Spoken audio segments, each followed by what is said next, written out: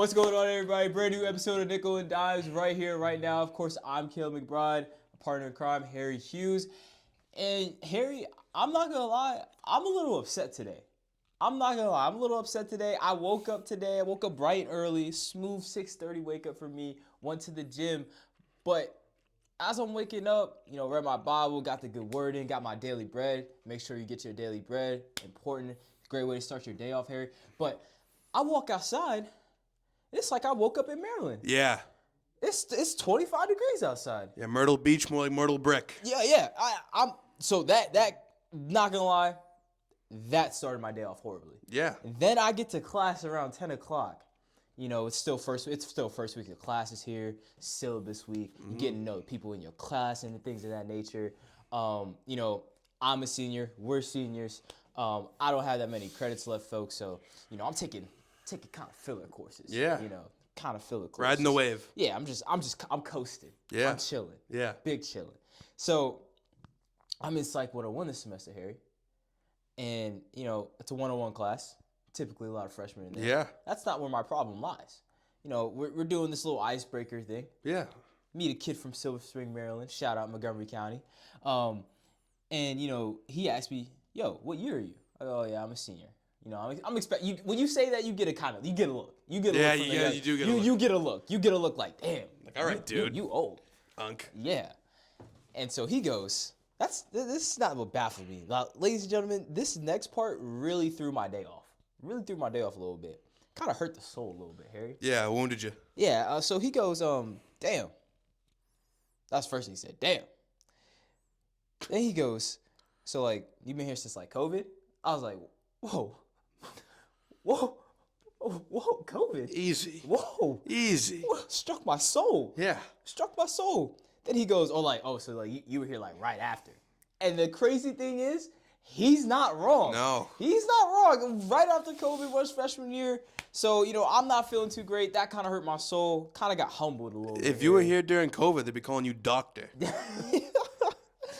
Oh, man. But, hey, I'm hoping that this weekend of football, Harry, should uplift my spirits. Brings your joy back. I mean, come on now. How can it not? After last weekend, yes. I got high expectations. We had just nothing but straight thrillers in the wild card, and it was fitting because we got nothing but duds in the CFP playoffs. Yeah. With Indiana just beating the brakes off of Oregon. The Miami game was good. The Miami-Ole Miss game was awesome. Okay, that changed my life. That is true.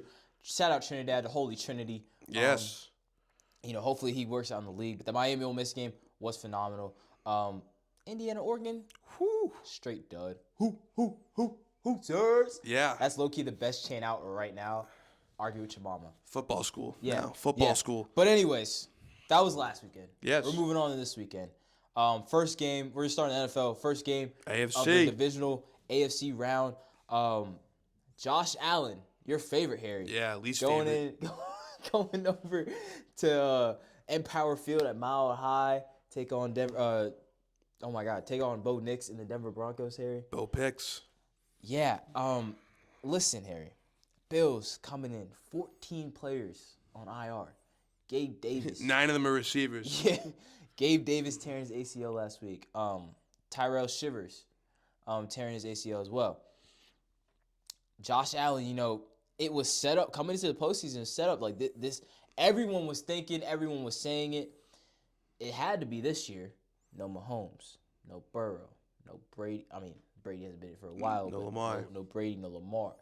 None of the usual contestants that we have that kind of, derail the playoff success for Josh Allen and the Buffalo Bills. And so now everyone's saying, hey, Josh, you don't do it this year. When you going to do it, brother? Yeah, same. Yeah, 100%. But here come all the injuries. Yeah. And so now you're going into a Denver Broncos team. You're running into a Denver Broncos team, rather, that's coming off of 2 weeks of rest, ladies and gentlemen. Really 3 weeks of rest, because I don't think they played their starters in their regular season. They didn't. So really 3 weeks of rest. Wait, no, they did. They did? Because if they lost, then yeah, that's right. Yeah, that's the right. Chargers. So they did play their starters. So 2 weeks of rest, like I said, and Sean Payton, very good head coach. Yeah, legend. Been here before, exactly. A winning head coach. Give him 2 weeks, things could get kind of rough. And so the Bills have this huge mountain to climb. Yeah. can Josh Allen bring them up to the top of the mountain? Well, going into the altitude, Yeah. you know, it's Denver's it's unlike any other home field advantage That's why in the he's league mountains. because it's literally an altitude. You can't practice for that No. unless you go up in mountains. Like Yeah. it's a tough ask, and they have a great crowd, great fan base, and their defense. Them in Houston, their defense are unbelievable. Yeah, I didn't even mention the defense in my whole monologue there. And real quick before you get to your point, like you said, the altitude and everything like that's real. It's 100% real. That's real. And that fan base too, like that stadium is going to be rocking because that fan base is itching. Yearning. Exactly. Yearning. I like that. Yeah, I like that. I like Yearning. that. Yearning for some success. Yeah, so when I look at this game, though, I see, the Bills are beat up. They haven't had a great year. You know, they didn't win their division. Sucks. But then bringing the Patriots only for a quick second, everyone talks about how their schedule is super easy, which it is. The Patriots did have an easy schedule. I said that going into the year. Everyone who could see the schedule knew it was easy. The Broncos, very similar schedule. It's statistically pretty similar to being easy. And the thing that's different is when the Patriots play the Jets, they beat by 40. The Broncos beat the Jets by 2. They did. And they barely squeaked out a few close games against bad teams. I don't think Denver's for real. I think their defense is. I'm not a Bo Nix believer. And I think Josh Allen, having the playoff experience that he does, losing most of it, obviously, but I think he got the road playoff win he's been looking for. Buffalo's been looking for 33 years. Mm-hmm. I think I got Buffalo winning this game. I don't want to say easily because Buffalo doesn't make anything look easy. Everything they're in is a war unless they're playing the Jets. Mm-hmm. So yeah, I'm gonna take Buffalo. You're not slick. You're not slick. I swear you're not slick. You're not slick. I'm taking Buffalo. You're not slick. I'm taking Buffalo. You're only taking them to win, so that you could have a Buffalo and New England AFC Championship game, and so that because you like your chances, very much so against the Bills. I think the Bills are a better team. I think if both games were in New England, yeah, I would want the Broncos to win every single day of the week. I just don't want any party going to Denver. But I think Buffalo can do it. Okay. All right. I just don't see Bo Nix rising to the occasion at all. Yeah, that point. I mean, that's a fair point. But your point also about the Broncos having a pretty fraudulent schedule, or their record being fraudulent based off their strength of schedule. They played 6 teams with a winning record out of 18 games. Yeah, so not a ton. Or out of 17 games rather. So, yeah. And how many of them are already out? I know the Chargers. They played twice. They're eliminated. The Eagles are out. Eagles are out. Yep. And I mean, they played the Texans, won by 3. Yeah, that was with But that was Mills. Yeah, and it was Davis Mills that played, and I think Bo Nix had a couple turnovers that game too, and then they beat the Packers as well. And they lost to the Jags. And they lost to the Jags. So when you hear all that, Harry's right. Yeah. Harry's right. It is wicked fraudulent, and it is not crazy to think that. Look at these wins we're talking about. Yeah. No offense to your Giants, not an elite team this year. Well, also they shouldn't have won that game. Thank you. The Jets, they beat them by 2, 13-11. Yeah. The Raiders, I know the Patriots did lose the Raiders. They won that game 10-7. What are we talking about? The Commanders, 27-26. The Raiders again. Yeah. 24-17. Oh man. 2 one-score games with the Raiders. Yeah. Chris Aludicon. Beat him by 7. It is. That was the third string quarterback who ended up being the starter for the Chiefs after Patrick Mahomes tore his ACL and then Gardner Minshew Tore his ACL. Yeah, tore his ACL too. Wishing them speedy and fast recovery. But yeah, wicked fraudulent schedule. Yeah, and I'm a Patriots fan, so I'm not bashing him for it. Yeah. But it's not I think people think the Broncos are pretty damn legit. Yeah. They might be. Their defense is. Their defense is sick. Their defense is pretty legit, and that's why when you hear that's why those scores that you heard, they're winning those games because of the defense. Mm-hmm. That's really what it is. And I think this game is going to come down to if their offense. If Bo Nix could just be he just has to be a game manager. And I hate to say that, but he does not need to be spectacular. He does not need to necessarily make plays. He just needs to be a game manager. And I say that, but I don't know if that's enough because in the playoffs, Harry, you need a play or two from your quarterback. Yeah. And you could argue, well, that's kind of essentially being a game manager, but if you get you might need more than a play or two. Well, you might need a drive. Well, Joe Flacco's a game manager, most would say. Yeah. And he always had the big moment in the playoffs. That's what separates. You can be a game manager. He did. But you can be a pretty damn good one. Yeah, you can rise to the occasion. And I don't know if Bo Nix can do that though. No, he's a 35-year-old second-year player. And Freaks everybody out. he's only 20. He's only 20. He's like 24, 25. I think he's 26 now. He's getting so old. Anyways, I don't see. My heart is leaning towards Denver, but my mind is saying that Buffalo is going to win, and I think Buffalo is going to win. And I understand they're going in with the injuries, 14 players on IR, but they got Superman, and I think Josh Allen's going to be able to make a pretty good amount of plays to lead them to win. And also, let's not forget, we've been focusing on Josh Allen. We've been talking about Josh Allen. But this Bills offensive line is really good. Yeah. James Cook had a great year, phenomenal year. Led the league in rushing, correct? Yes. Yes. And that is not only because of his talents and his God-given abilities. It's also because of the offensive line. And so the Bills can lean on the running game a little bit. Because the Jags, the Jags had a really good defense this year. They were one of the best defenses when it came to stopping the run. I'm pretty sure. And so the Bills kind of weren't able to run the ball that well last week. Yeah, but that wasn't a slight to Buffalo. It was a credit to Jacksonville. Exactly. And, Denver, same thing, too. They're a good defense. If you give me a sec, I could tell you what their defense does against the run. But I could – when in these type of games, Harry, you got to trust what you've seen before. And I feel like you got to You gotta have faith in Josh Allen, and you gotta think that if the game comes down to it, and it's the fourth quarter, if the Bills just gotta keep themselves in the game, make it a one-score game in the fourth quarter, and then I feel like they're in great hands. They cannot live in third and long scenarios, so like third and 8 and plus. Yep. They cannot get themselves in that situation. So now it's like, oh well, Joe Brady, you gotta have great play calling on first and second down to stay ahead of the chains, to get yourself in manageable third down situations to keep the drive going. But yeah, I think I'm gonna go Buffalo too. Yeah, the biggest thing for this game is the health of Josh Allen. Yeah, because he's literally right now he's beat up. Well, his finger, what is it? His finger, his ankle, his knee. Yeah. He's getting the shit kicked out of him, and this is the Denver defense that's gonna lay up on you. Yeah, you know, oh, he's hurt. No, they're gonna try to kill him.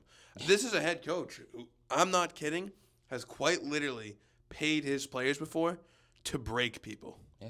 And I'm not saying he's going to pay him. Okay, they shouldn't have to pay him. You know, like they're going to send Nick Bonito, all these Singleton, all these people on this Denver defense. They're great players. They're going to try to kill Josh Allen. Yeah. I'm not saying they're going to try to hurt him, but they're going to hit him. And every hit when you're hurt hurts 10 times more. So I think that's the only thing that I could see if they can get him out of the game, which I don't know if they can, or if they can get him limping around. I'm going to still take Buffalo. I'm going to take Josh Allen. I just think he's going to be able to put the team on his back. Yeah, as he's done it before. I just think that he's going to be able to put the team on his back again. And Keon Coleman, and proves Cam Newton wrong. Yeah. He won't. It'll be all Shakir. Shakir's going to have 15 catches for 70 yards. Shakir might have 16 receptions in this game. For 82 yards. Yeah. To be awesome. All of them for critical first downs. Yeah. But that's what's going to have to take. Well, that's what it's going to take in order for them to win. Yeah. I wouldn't be surprised if Denver wins if they were able to pull it out. Mm-hmm. But I just have more faith in Josh Allen and his ability to put the team on his back. And if the Bills can run the ball, they'll be pretty decent. I think they will be able to. I mean, Denver's defense is giving up about 90 yards on the ground, which isn't horrible, but it's not elite. Yeah, it's not elite at all. So yeah. To the next game. Yeah. NFC West showdown. Whew. From literally 2 weeks ago. This game was literally just played. Yeah. And they were playing for the 1 seed this last time. Yeah. Now they're in Seattle because of that game. Seahawks, Niners. Yeah, talk about being beat up here. I mean, this is classic football, too. The Niners are just limping into this one, folks. I mean, at this point, they're just pulling guys off the street to come and play for them. Yeah. And they've been doing that all year.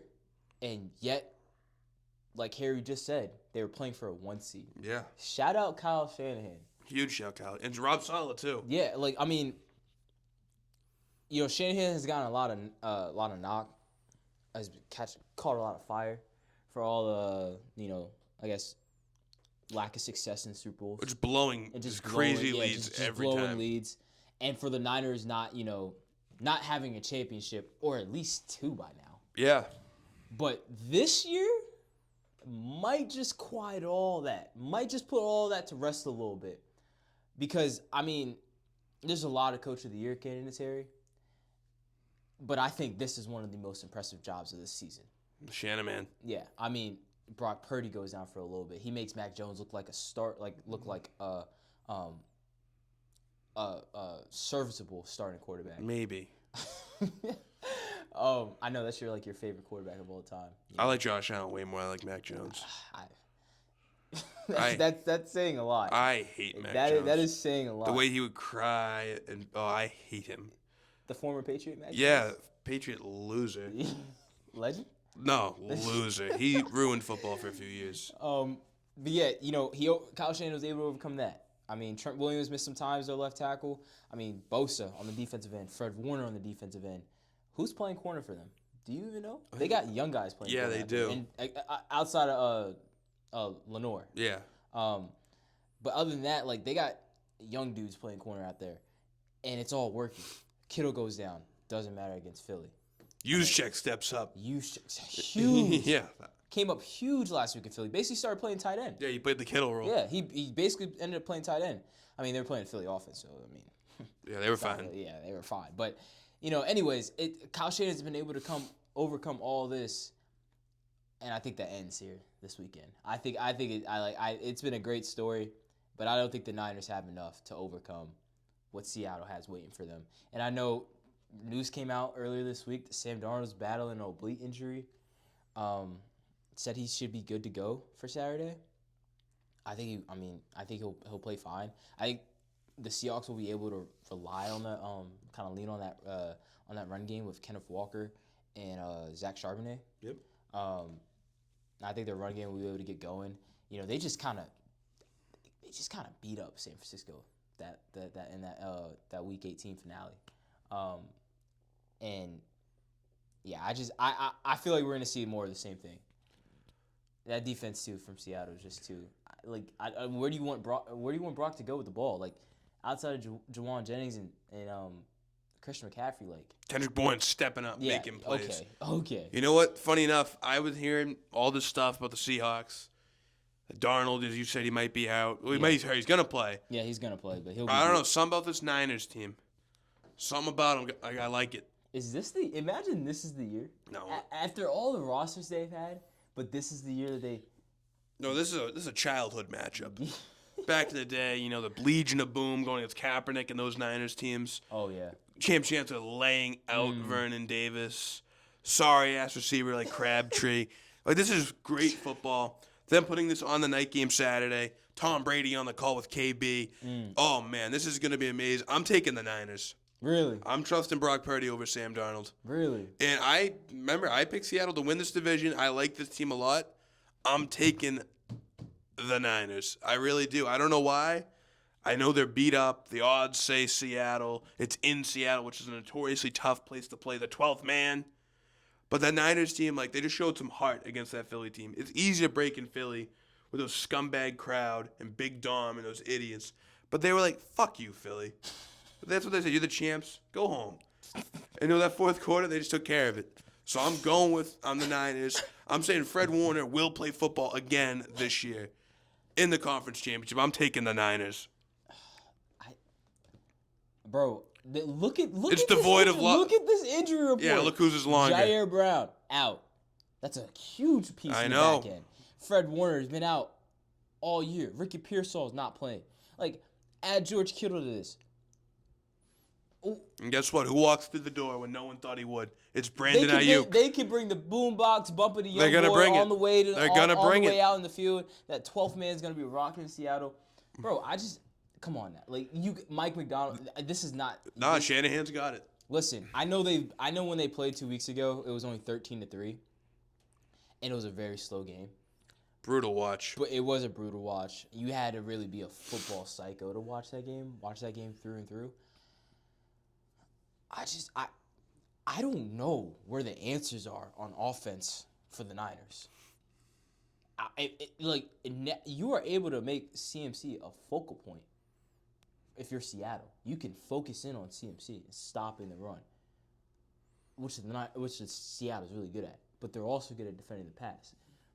But it's when it comes to defending the pass, I feel like the Niners are going to be in third and longs quite a bit. Yeah, they will. and they kind of were last week in Philly. They just able to convert. And they're overcome gonna keep that. doing it. They're gonna do. I'm telling you. I don't think it's gonna. I don't. You think gotta it's gonna believe in something. I don't think it's gonna happen. Sam Darnold in the playoffs.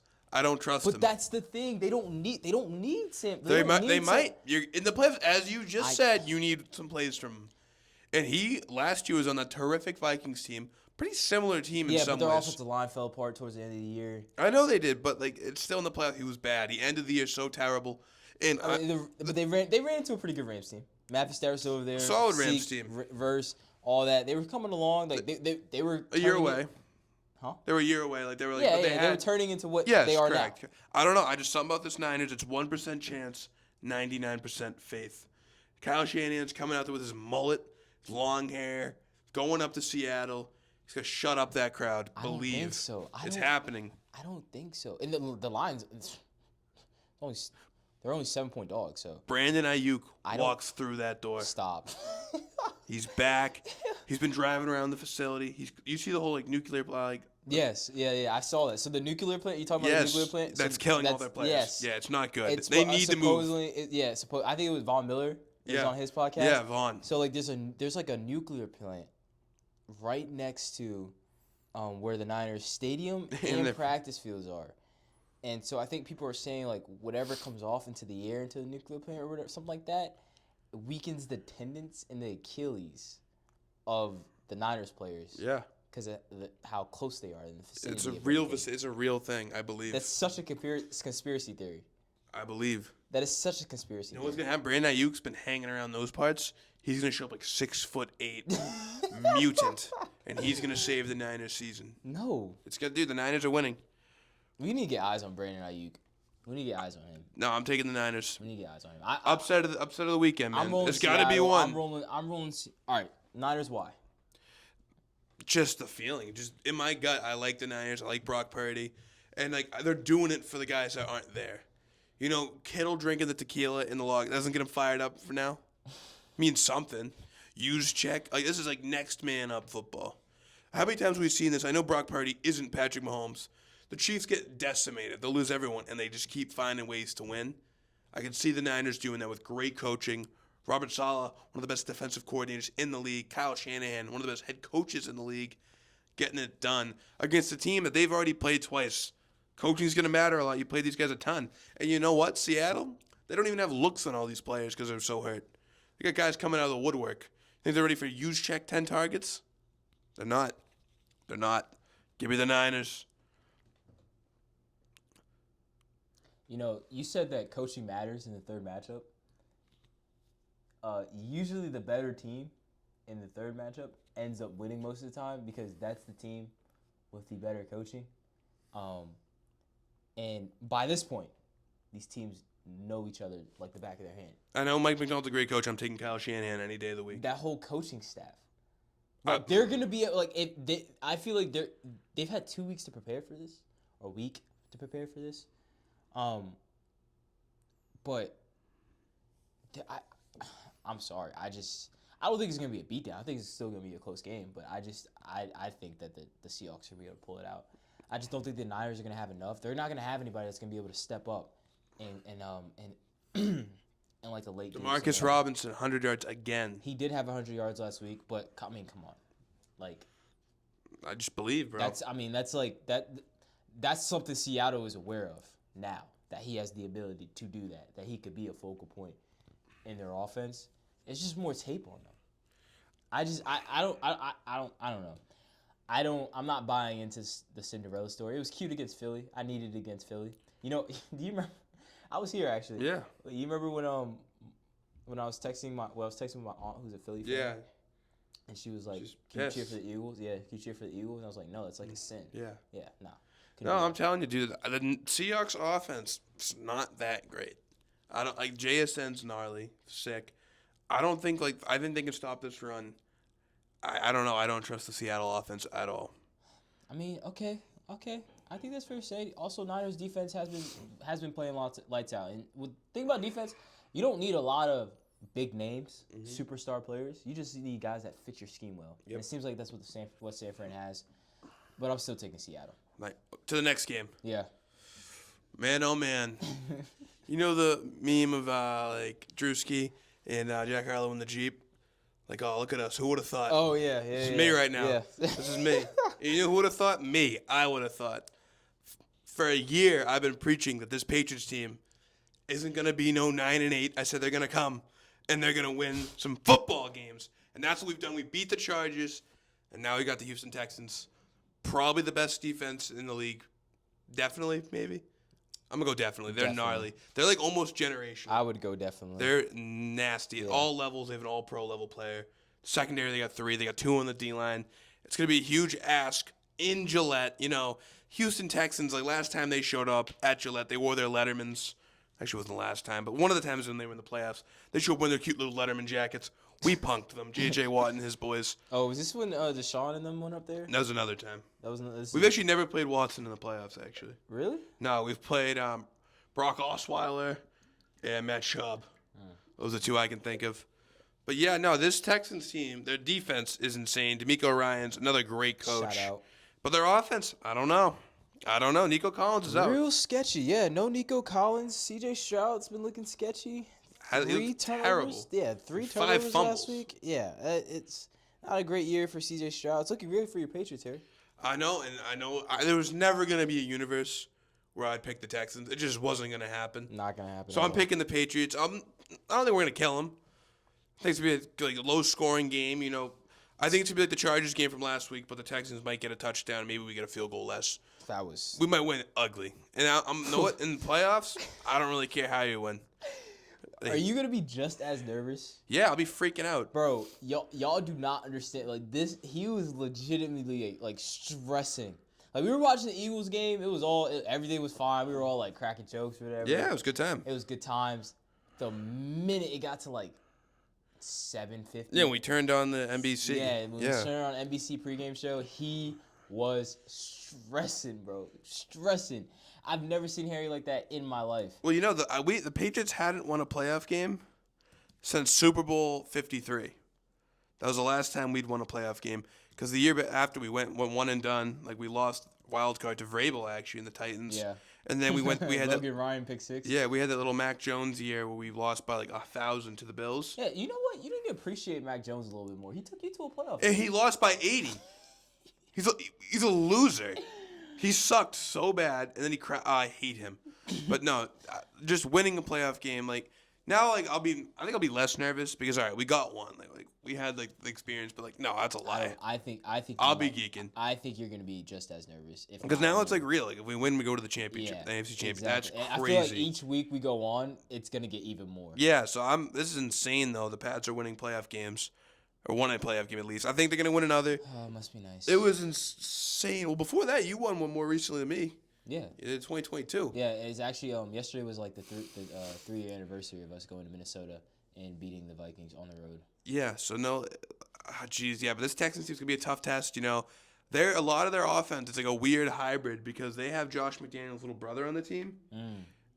But they also run a lot of Shanahan stuff, like McVay type of offense. Yeah, it's like a West Coast team. But they have a little bit of Patriots to them, especially with Josh being our OC. Well, especially with that defense too. I mean, yeah, it's gonna be a war. You know, I like Mike Vrabel in this. You know, he showed a lot against the Chargers. You know, just knowing to take the points. He's like the only coach I feel like this last weekend that actually kicked the field goal. Like, oh my God, what game was it? I know the Bears won, but Ben Johnson was going for it. He was spamming. He was. It was like it was Madden.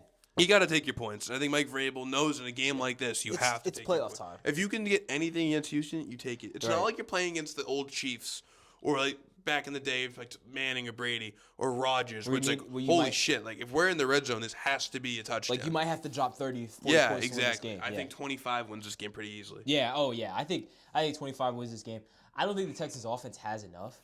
You know, the weather in Foxborough is supposed to get a little snow towards the end of the game. I guess it's good that it's coming towards the end of the game because I feel like it's just, you know, weather conditions and all that. Ugly weather would play into Houston's favor a little bit. They're also a dome team. That is true. They are a dome team, but they got a good defense. They do. They have a great defense. The defense travels. Defense can play outside. And the one thing is also the Patriots' defense is healthy now. They had a tough few weeks at the end of the season, but they're missing Milton Williams, missing Robert Spillane. those guys are back. And Yeah. Milton Williams is unbelievable. And it's like last 5 playoff games, he's like 8 sacks or something. From an interior D tackle, you don't see that often. So him, Spillane, I don't like the Houston rushing offense. And now without Nico Collins, you're going to make the Iowa State guys and Christian Kirk beat you. Yeah. Which, we're not fucking Pittsburgh. Like, I don't know how you're giving up $150 to Kirk. That's crazy. So hopefully we'll avoid that. Yeah, I got I think the Patriots are gonna take this one. I think we're gonna see a coaching masterclass, and I think we're gonna see like just a physical, thugged out football game. Yeah, I'm already nervous. Just talking about this game, I'm freaking out. You got two physical teams, meeting on the turf, but I just think I think Drake. I trust in Drake May. I trust in Vrabel, and I think the Patriots just have a little bit more on the offensive side of the ball than the Texans do, especially with Nico Collins going out, and you got to mix in the fact that they have no run game. I mean, Woody Marks has been the premier back, but I mean, yeah, he hasn't been nothing spectacular. First before that, it was Nick Chubb. Yeah, exactly. A few years ago, woo. Yeah. Now, yeah. And so it's like, and C.J. Stroud is just not looking like C.J. Stroud, the C.J. Stroud that we Stroud. Become accustomed to know. So with all that being said, I think Patriots are gonna take this one. It's gonna be like a 20-16 ball game or something like that. Yeah. I think the Patriots are gonna play like kind of like how they. I would expect like a similar game plan like what they had against the Chargers. Yeah. Kind of lean on the run game. Not really take that many shots down the field. Just circulate the ball down the field, eat up some clock, ball control. Not that you're going into offense that's superior, but when you leave the defense out and their defense is their strength and you leave them out on the field, just beat them up all night. Eat up the time of possession. It's gonna get real hard to want to tackle. It's gonna be to bring everything you got in the third and fourth quarter. Huge game for Ramondre Stevenson. Yeah. If he can just be a bruiser, he's been unbelievable the past 4 games or so. Running the ball, holding on to the ball, just doing all that stuff. If he can just be a bruiser, pick up 5 yards a carry like he's been doing, that's probably going to be the difference. And then you hit low play actions, look for Diggs, Booty, Hunter Henry. Mm-hmm. Those are the guys. Like obviously Diggs didn't have a great game last week, but like Hayshawn Booty. Yeah. First great playoff game. Showed up big time. Yeah. I think he had 4 grabs, 70 yards. All we need. Hunter Henry, big touchdown. Mm-hmm. Drake, maybe a little nervous first game. He had a bad first half. Really settled in the second half. Like had 180 yards passing. Yeah. In the second half alone, he finished like 270. I was gonna say, I feel like he started the second half like 11 or 14. Yeah, like that was just definitely a stat because he had a terrible accuracy first half. And a lot of that was skewed because I remember he had the big first down to get him in field goal range at the end of the half. Yeah. He threw 3 passes away after that, so that hurt the completion percentage, obviously. But yeah, no, weird. Bounce back, second half got comfortable, so hopefully now be more accustomed, come out a little stronger. And yeah, I'm taking the Pats. So nervous, so excited. Score prediction? I'm going to go 17-13. Okay. All right. Yeah.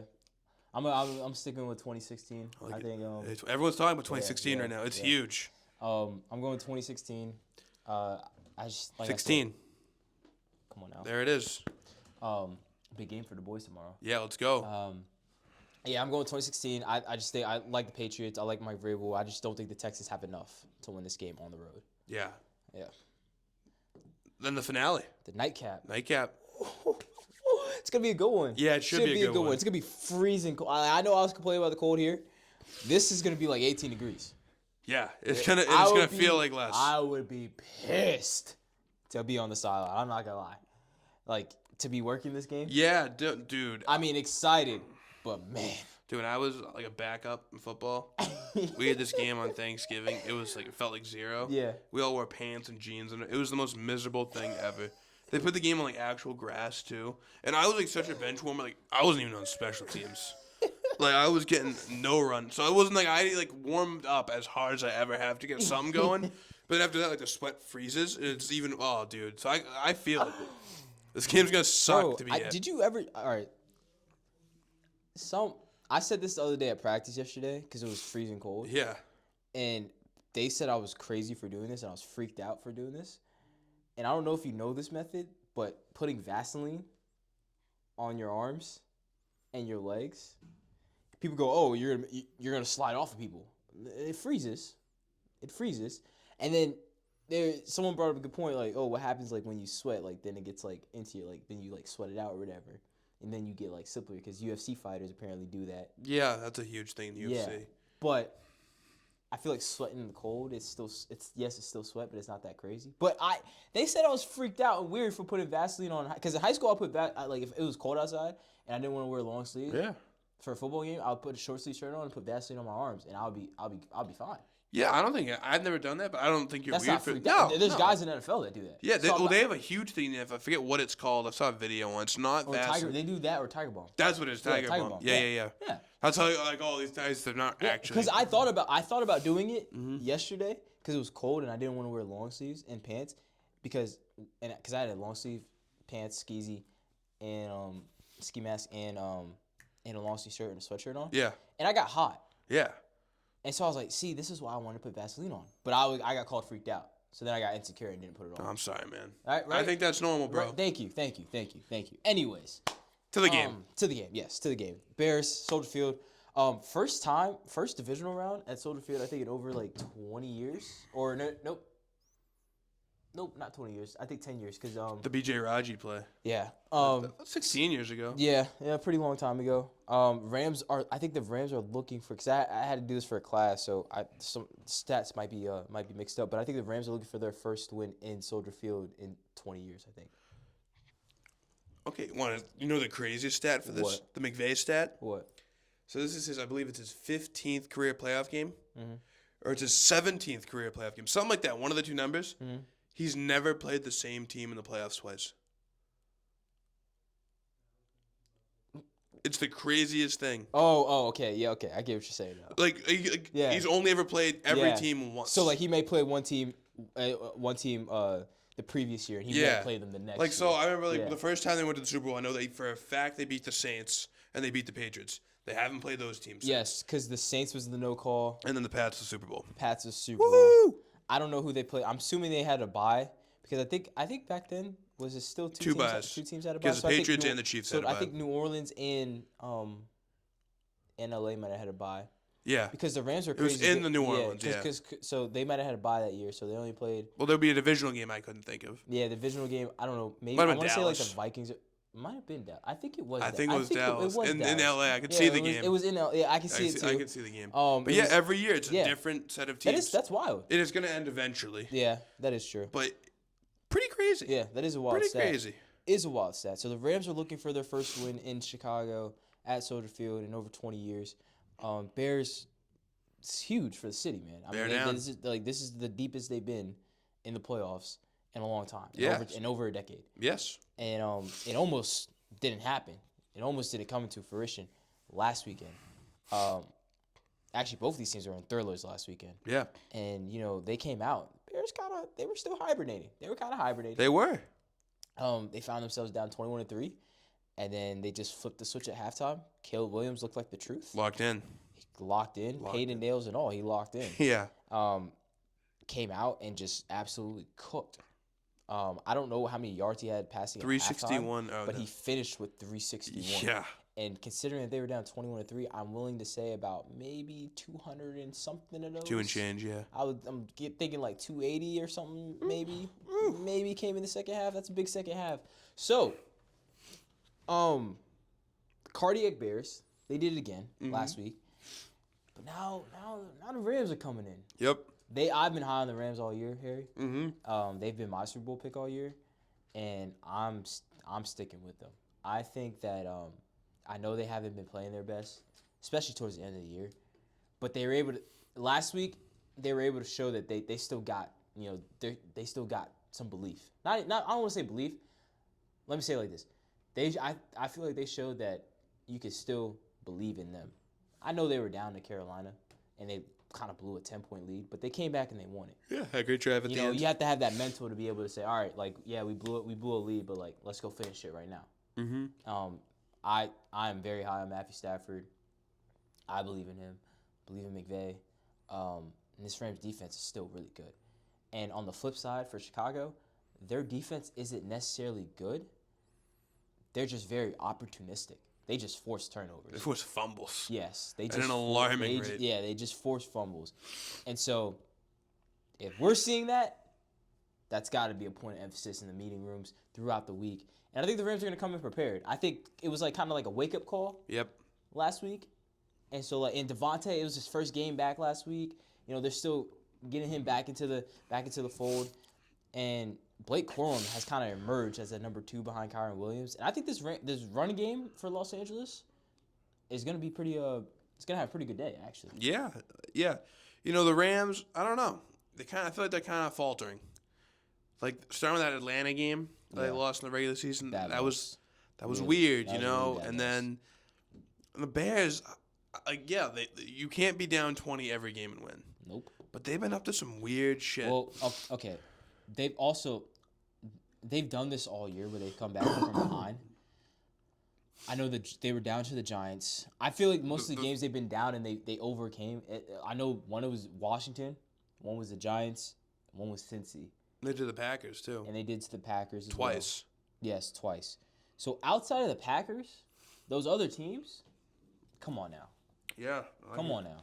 But I think I don't know why. I like what Ben Johnson's got going on.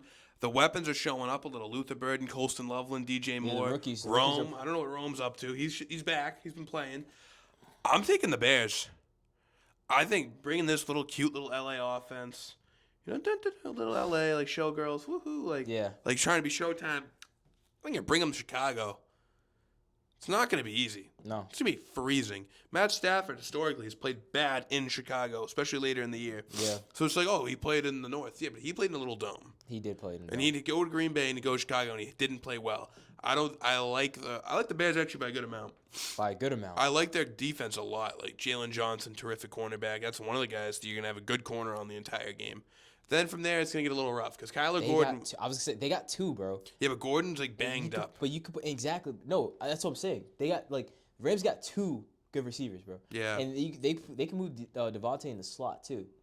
And so they can move in him anyway. Exactly. They put Puka in the backfield. They put Puka in the slot, too. Yeah, they put him in the backfield, They put him everywhere. Yeah, so I don't know. And the Rams also have terrific tight ends, as in plural, more than one. Outside of Parkinson, there's Terrence Ferguson, too.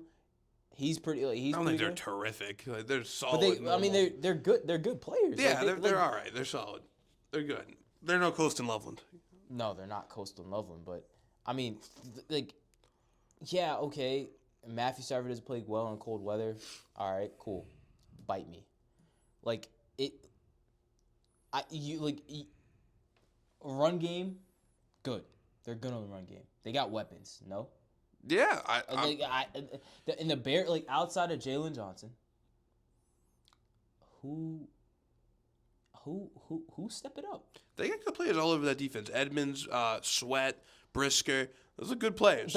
Yeah, there are good players, but it's not like the Rams line is bad. Yeah, but this Rams team, their line's not good, really. I mean, the Falcons got after them, and I know the Falcons' D-line's good, but I don't know. No, I don't like the Rams' O-line at all because Stafford can't move.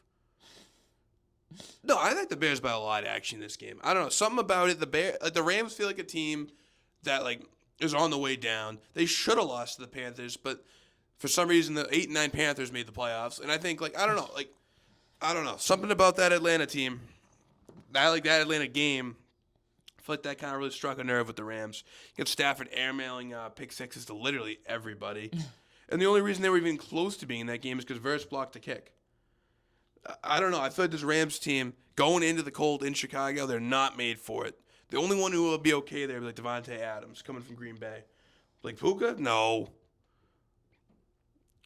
I mean, you see this team, they lost to Philly in the weather. I know that was snow, and they had a good game, but they still lost. They couldn't see the ball at the end of the game because the snow came down. I'm not saying it's going to snow, but it's going to be cold. It is going to be cold. I'm taking the Bears. The Bears. But how are the Bears going to come out? Are they going to come out like what they did last week? No, I think they're going to be ready. I think Ben Johnson's going to lock in. I don't know. That game could have been closer at halftime if they took field goals. That is true. And I will say this: their weapons are scary. DJ Moore is still a good receiver. Luther Burden's coming on. I remember when they drafted him, I was like, "Oh, that's a wicked good pick. It's a steal." Because he had talent to go in the first round, in my opinion. Yeah, 100%. Just Brady Cook. Loveland was a first-round pick. Mm-hmm. Just Brady Cook. Loveland was a first-round tight end. Monangai, really good. Swift, good. Yeah. Their run game is actually really good, too. Williams can use his feet. Very creative, yes. And Caleb Williams is faster than you expect. Yeah, he's like a Mahomes type runner. Yeah. Where it's So like he's not blazing by you, but like he just kind of keeps going forward. I don't think this is gonna. I don't have the Rams by a lot. I don't have the Bears by a lot. I have the Rams squeaking this one out and going on to the NFC Championship game against a divisional opponent. Bears Niners, what I'm looking at. Got the opposite in the AFC. All right, we'll keep it with the NFL. Little news, not related to the teams involved in the playoffs. But your beloved New York Giants, not officially confirmed, correct? Not officially But confirmed. pretty damn near close.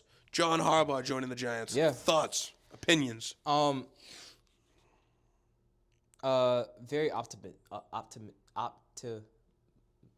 I'm not even gonna try. Optimistic. There you go. Thank you. It's been a long day. I don't know, Harry. With the Giants now, it's like I gotta see it to believe it, and so I know Harbaugh's a good coach, and I feel like this is what we needed: someone to come in and I don't want to say a real adult, but like someone to come in and like set the culture. Yeah.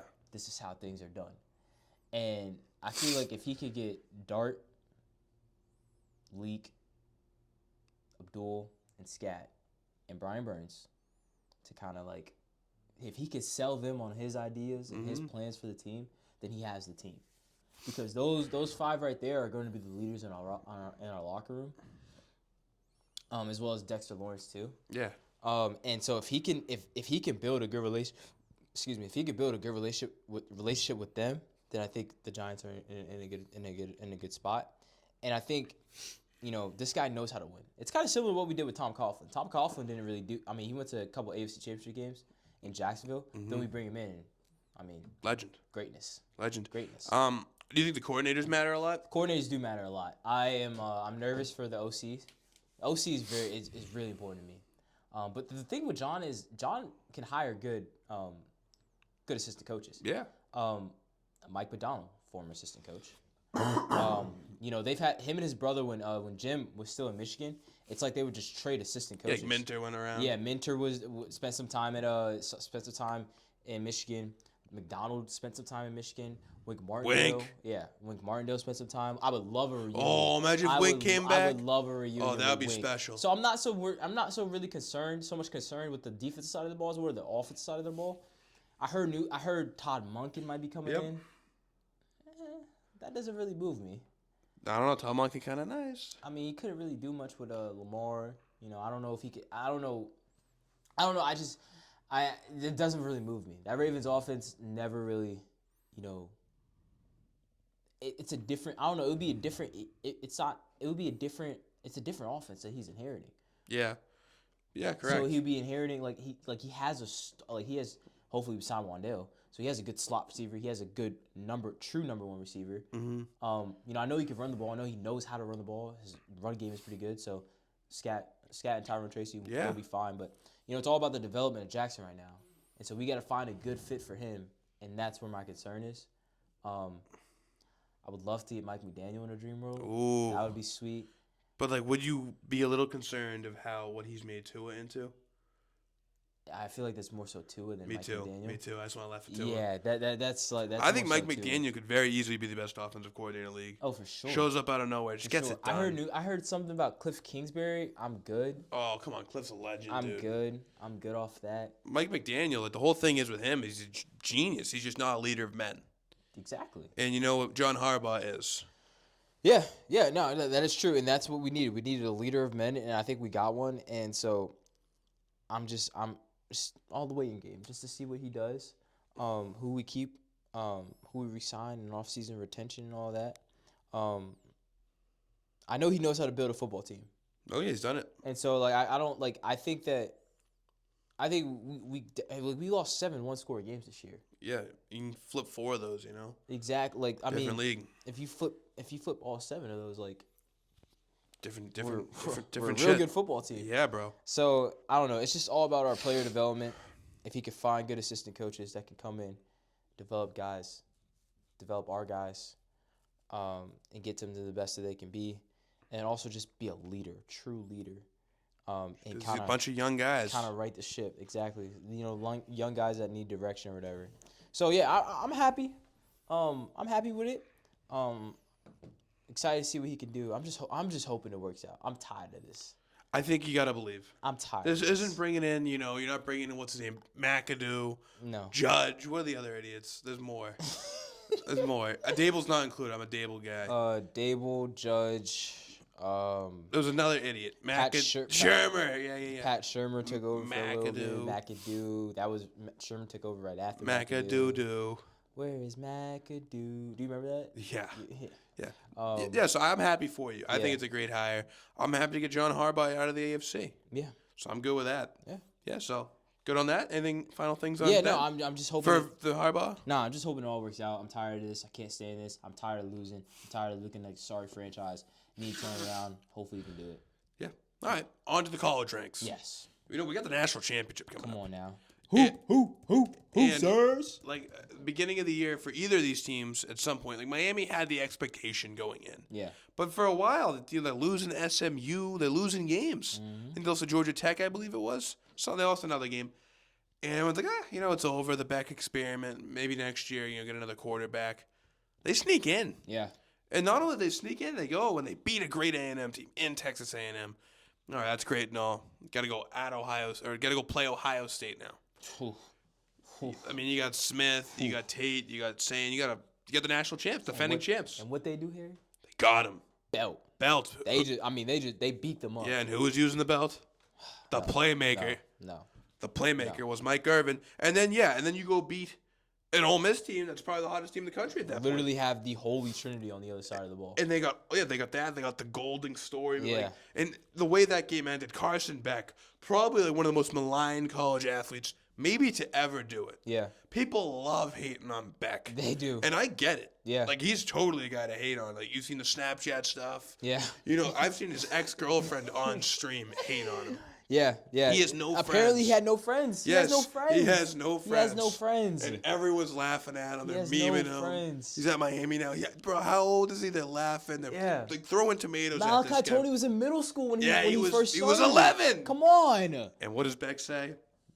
I don't want to hear none of that. Nope. Runs it in. Come on. Sends the U to the national championship. Playmaker in the end zone. Mike Irvin going crazy. That's how Miami gets to this national championship. And they're playing Indiana. Whoa. This isn't NCAA. This isn't a rebuild. This is real life. Coach Signetti. Coach Sig. 3 years ago, this team sucked. Absolutely. What was their idea? Like, we're going to bring in JMU's coach, who's nasty. Maybe somewhere down the line he can get it going. Yeah. Year one, playoffs. Only losses, Notre Dame, Ohio State. They're like, all right, maybe that was a cute little 1 year thing. Yeah, it's going to be hard to replicate that for sure. They get Fernando Mendoza, out of the portal. Freaking robot. From Cal. He's the best. I love him. And his little brother, Alberto's already on the team. My little brother, Alberto Mendoza. That's all he ever says. Yeah. And now they're playing Bama first game. This is Bama. They suck this year. They did. But it's still Alabama. It's the SEC. You got Caden Proctor, 400-pound lineman for this Alabama team. And Ty Simpson playing good ball. Ty Simpson, sure. They beat a solid Oklahoma team who they've had trouble with. Now they're playing the Rose Bowl. It's like Indiana. Like, you had a grunt. Like, you're supposed to be the number one. We're going to send you Alabama, who still got these Alabama recruits. Yeah. With Nick Saban's there at the game announcing it. You can feel it. Yeah. They went 35 or 38-3. Just beat the shit out of them. And then what do they get as a reward? They get Dan Lanning and the Oregon Ducks, who have been great themselves this playoffs. What do they do then? Mendoza and them boys? Just beat the shit out of them too. From the first snap. They knew it. They just went right in. Pick six. Mendoza in these playoffs has more touchdowns than incompletions. And he does it while being this goofball. Yeah. He's a goof. Yeah. My name's Fernando Mendoza. Oh, I love him. I'm so in on him. And now we got a national championship with some great storylines. Mendoza from Miami. Played his football there. Never got the offer out of high school. Then when he enters the portal, they don't want him. They want Beck. They take Beck. And Indiana's the big favorite going into this. But this game, where is it, Caleb? It's in Miami. In Miami. Hard Rock Stadium. Crazy game for everything. Yeah. Whoa. Storylines kind of write themselves here. I mean, just everything Harry said. Did a great job, by the way, setting that up. But yeah, I mean, Miami playing at home in the Natty. Carson Beck, they wrote him off, and he just proved himself throughout throughout the playoffs. But this Miami team, now we go to the field. We go to what's going to happen on the field, Harry. These two teams are physical. Yeah, the Miami defense. Like this Miami defense, I mean, they just did nothing but out physical the other team every game of these playoffs. Texas A&M, they won the ball game 10-3. Me and Harry were just talking about it when the NFL playoffs, and when it comes to the Texans, you're able to win like that, or the Broncos rather, you're able to win like that because you have a good defense on the other side. Marcel Reed just looked absolutely unplayable against Miami. Didn't have it. Then they go to the Cotton Bowl, and they're able to out physical Ohio State. Yeah, it was New Year's Eve. I wasn't even really paying attention to the game.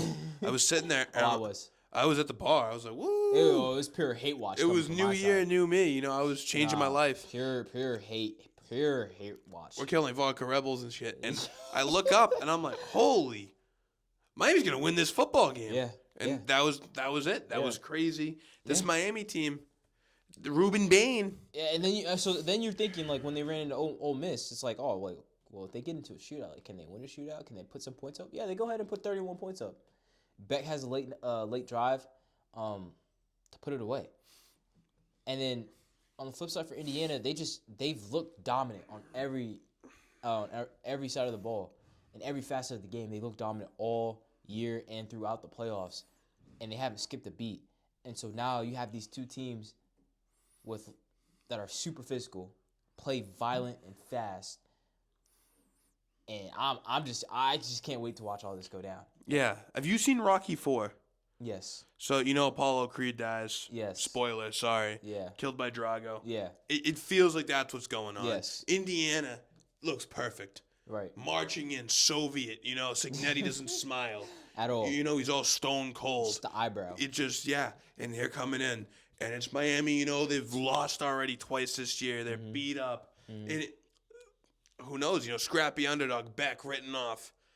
But they got heart. They do. They got heart. They have real wins. This winning streak they're on, it's not easy what they're doing. Yeah. And you're seeing, Mike Irvin's like our Apollo Creed in the story. He's gone. He's not part of the team anymore. But they're doing it for him. He's not dead. But they're doing it for him. No, because you see him. It's not like he's at home watching. You see him on the sideline every freaking game, sweating like he is playing the game. No. Not enough. He's sweating like he is playing the game. On all fours. Grown man, by the way. On all fours. Legend. 60-something-year-old man, by the way. Old enough to be my damn grandfather. On all fours. Taking his belt off. Acting a damn fool. Dude, he's the man. No. Okay, do you remember to sit behind at his house. You know how when he goes on all fours and gets in that crouching position he does? Yes. Is locked in? Do you remember the first time he pulled that out? No. Here I do. Emotional moment. Last year, Miami's down big, West Coast team. They're playing Cal. They make the big comeback. Mike Irvin's going crazy, hitting things, screaming. The losing quarterback, Fernando Mendoza. He's going to try to get his revenge on Mike Irvin. Good. I hope he does. He needs isn't- to. No. I can't stand Mike Irvin. But this game, it's like, I feel like Indiana's probably going to win. I think Indiana. I think Indiana's going to win, and I want to pick Miami. No, I truthfully don't think they're going to win this game. They've been the more physical team in every game that they played, but they're playing the most physical team in the nation. Like they're playing basically the exact team that they are, just at a better level. Yeah, but they're smaller. Have you seen? That's what. Or you saying Indiana's smaller? Indiana's smaller. Yeah, that is true. They're huge. Like their biggest lineman on Miami's like 6'6", like 350 pounds. Yeah, well, Ruben Bain and Ruben Bain's an animal. I forget the other kid's name, number 3. He's the other edge. I am blanking on his Me name too. right now. But they're both dogs. Yes. And like their front seven is very physical and they get after it. Even their running back on the other side on the offensive side of the ball, Mark Fletcher. That's a big dude. Mark runs angry. It's a big dude. So if Miami's gonna have to play keep away in a sense. Like they're gonna have to keep Indiana off the field and Fernando Mendoza off the field because Indiana can stretch the field. Like they can run the ball and everything and they're really physical in between the tackles. But when they throw Charlie Baker out there on the field, well, he can go out and run. He's a burner. He can go out and run. And not only that, Surratt with the one-on-one Elijah balls. Surratt, yeah. A lot, like, it's a 50-50 ball, but it's really like an 80-20 ball. Yeah. Might even go 90-10 ball because he's coming down with that almost every time, especially with Mendoza's accuracy. And so, with that being said, Indiana can do a little bit of both. They can stretch the field, but they can also run in between the tackles. And Miami, if they're going to win this game, they're going to have to make their most out of being in third, getting off the field, honestly. Yeah. Like, they're going to have to get off the field. And their offense is going to have to stay on the field. Like, you're going to have to, like, I'm expecting a couple screens to Malachi Tony. Extensions of the run game so that you're not having to run into this Indiana front. Because this Indiana front, they may be small, but they're good. They're very good. They're experienced, too. Like They're all fifth Aiden years. Fisher, their linebacker, Yeah. terrific. And so I think Miami's going to have to incorporate some extensions of the run game. So maybe that's Tony off of bubble screens, RPOs, getting the ball out quick, getting the ball out of Carson Beck's hands quickly is going to be essential. And also, kind of like what we talked about with the Bills, staying out of third and longs.